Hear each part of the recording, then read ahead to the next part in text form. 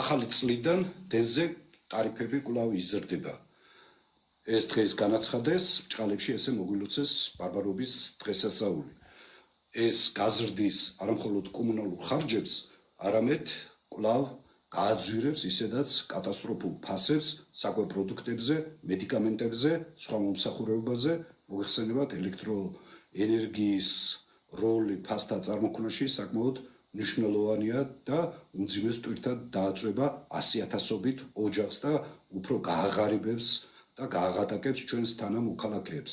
ბუნებრივია ამას არ დაგიდევს ის ანტიქართველური, ძარცველური რეჟიმი, რომელსაც უკანონოდ აქვს ძალაუფლება ხელში ჩაგდებული და ამას იყენებს ჩვენი მოქალაქეების საძარცვად. მაგრამ ბჭყალებში ეს არამხოლოდ ამ ბანდის დამსახურება, არამედ იმ მოქალაქეებისა, ვინც საკუთარი არჩევანი ფულზე გაცვალა და უფრო მეტიც არ დააფასა ის თავგანწირული ბრძოლა, რომელსაც წლების მანძილზე ვახორციელებდით ჩვენ, ლეიბორისტული პარტია, იგივე კომუნალური გადასახადების შემცირებასთან დაკავშირებით და მილიარდობით ლარი დაუზოგეთ ჩვენ თანამოქალაქეებს. მაგრამ ეს არ იქნა დაფასებული, უფრო მეტიც უამრავი ჭორი ააგორეს ჩვენს მიმართ, მოიყვანეს ხელისუფლებაში ბანდა ოლიგარქებისა და რომლებმაც ეს მოქალაქეები პირში ჩალა თუ ოცნება გამოვლებულები დატოვეს და სამწუხაროდ ეს გაგრძელდება მანამდე, სანამ ჩვენ არ ვისწავლით თეთრისა და შავის გარჩევას.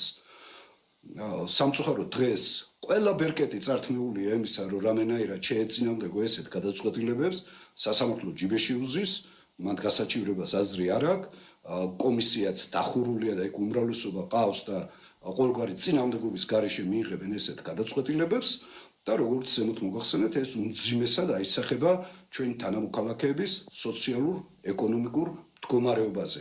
ამიტომ იმედია ეს წარე გაკვეთილი იქნება მომავლისათვის, რათა ვიცოდეთ, რომ არ შეიძლება ხმის გაყიდვა, არ შეიძლება ოლიგარქების ხელისუფლებაში მოსვლა და აუცილებლად უნდა დავაფასოთ და მხარი დაუჭიროთ ისეთ პოლიტიკურ ძალებს, რომლებიც იცავენ თქვენ სოციალურ და ეროვნულ ინტერესებს.